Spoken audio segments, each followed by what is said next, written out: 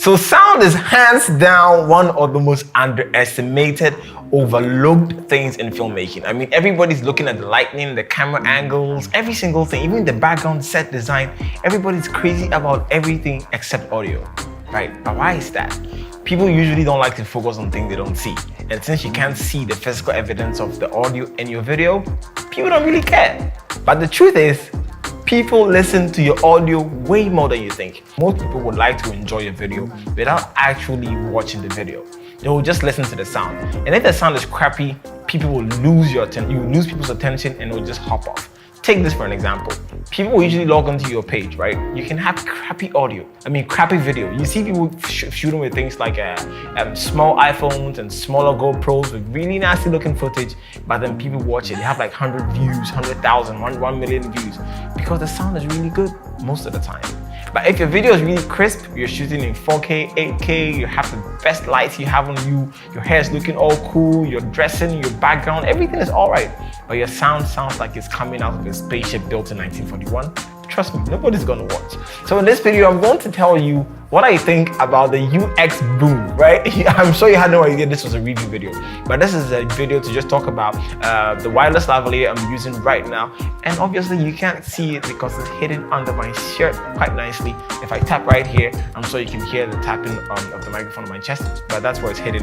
So that's how it sounds. So I'm going to sort of run you through the criteria I'm going to use to measure how effective and how good it is. We're going to sort of run through a couple of things and then try and gauge to see if this is actually worth it, if this system is going to be the right one for you as a filmmaker. So let's get going.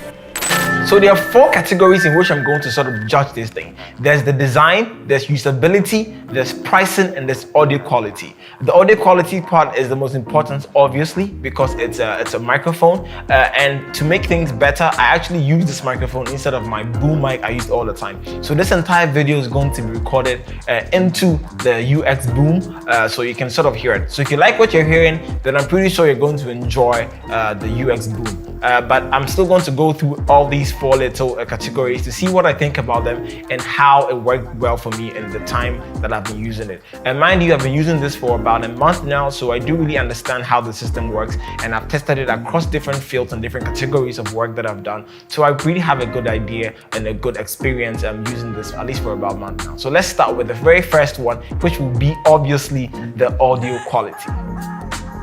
Under the audio quality test, we're going to look at different options. We're going to test with the lavalier mic like I'm using right now under my shirt.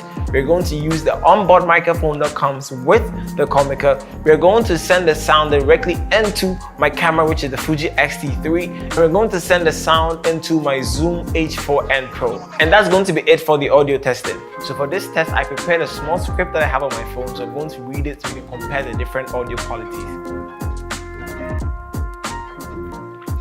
So here we go. The first one is into the lavalier mic connected to the UX Boom. Hey guys, welcome back to the journey of a Ghanaian YouTuber trying to make dope videos. Next, we are going to do that into the transmitter itself.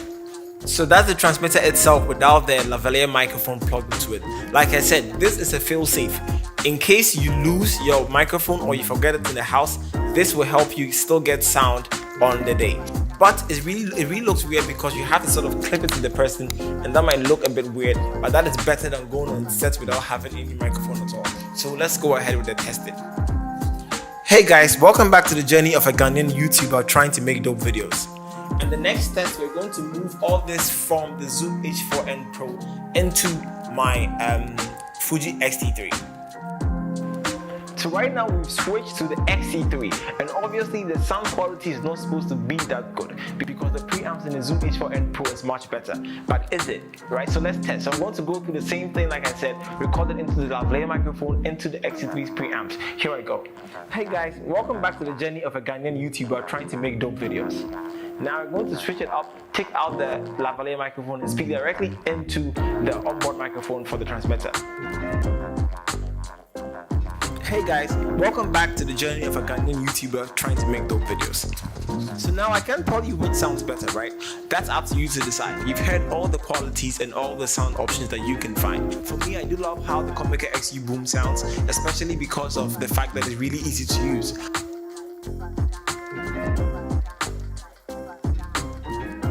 Hey guys, welcome back to the journey of a Ghanaian YouTuber trying to make dope videos. Hey guys, welcome back to the journey of a Ghanaian YouTuber trying to make dope videos. Hey guys, welcome back to the journey of a Ghanaian YouTuber trying to make dope videos. Hey guys, welcome back to the journey of a Ghanaian YouTuber trying to make dope videos. The second one is the usability, and obviously the first thing on the list for me that is really cool is the wireless system. It's a wireless system that really makes your work really clean and decent. You don't have wires and cables running all around. You wouldn't need a third person or second person to be holding your booms or monitoring all of that for you. And since wireless system, you can do that quite far away, so it really works. Some cool features about this is it's a UHF system, so usually it runs off a different frequencies, not the regular 2.4 gigahertz frequency that most wireless lavaliers use. So this one is on a UHF frequency. It's more like a Wi-Fi frequency, so it's cool for you. You really wouldn't get a lot of interferences, and the boom actually, when you're about to pair, will scan through all the available channels and find the one that is the cleanest, so you can have the best audio. The second thing under the usability is the fact that it's battery powered. Not a lot of wireless lavaliers are battery powered, so I really enjoy the fact that this one is. It saves me a ton of money, it saves me a ton of time. So let me paint this picture for you. Most lavaliers you purchase will actually come with no battery. You have to go out and buy a AA battery, and those things are fairly inexpensive, but that's what you think at first. Over the period that you're going to use it, you're going to quickly realize that you're going to amass a lot of batteries, AA batteries, and if you put them together, you might as well buy yourself a separate set of UX booms, right? So the fact that this comes battery powered is really incredible, and you can recharge it with a typical USB Type-C, and you're good to go. I haven't really used this particular system for really long duration of shoot. The longest I used it for was 5 hours, but which is still pretty good. So I assume that the battery is going to last for over 5 hours. The next thing is the menu system. I've never seen a menu system so easy and fluid. It's literally just go, go, go, go, go. From the pairing to the volume to setting the mono and stereo channels, everything, it's just plus or minus, plus or minus. It's like binary. If you like to code, this is the type of thing that will sort of make you happy, because it's really straightforward things, right?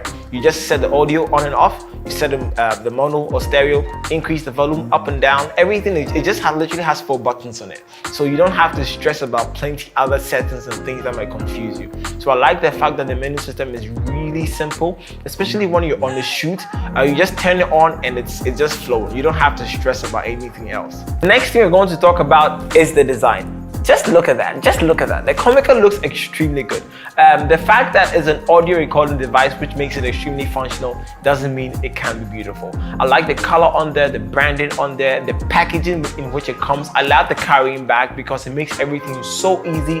The packaging, how you carry it around on projects, where you put all your cables and everything else, it's so done perfectly to the point that it feels like a luxury product. So the design is quite phenomenal, and this antenna actually will help you get better signal depending on where you are and how far you are from the device. One other good thing they threw in there is this little microphone on top of the Comica. Sometimes you might forget to pick your lavalier. Sometimes you left your lavalier behind. Sometimes it might be spoiled. Who knows what can happen on the project? The fact that they included a second microphone on the Comica is quite genius. Just for those times where you might have missed something, and for those times you might have left something behind. So I really adore this. There's one little thing I don't like about design. This thing is made out of plastic, and as clumsy as I am, I might definitely drop this one day or step on it and I feel like I'm going to break it. But for the price, I don't think I can complain much. So if you're planning on getting one of these, you have to be careful that you don't drop them or step on them or put enough load on it that it might break it or crack it. So, but that's all under the design. Let's go on to the next thing. So the last thing I'm going to talk about is the price. Price is usually very subjective, right? So I'm going to try and tread carefully here. This goes for $250, and depending on where you are, this may or may not be expensive. The other brands that I own, like the Boya, which is just around the same price as this one, $250 for a set of 2 transmitters and 1 receiver. I do think the price is fairly placed because on the market, you probably won't get this bundle that comes with so many features and so many benefits for this price point. So I do think the $250 Mac is a really good price point, but I do understand that for some people it might be a bit expensive and this might not be the option. But if you're looking for a good wireless system that has this much functionality and this good design and packaging, I would probably recommend the Boom X-U for you.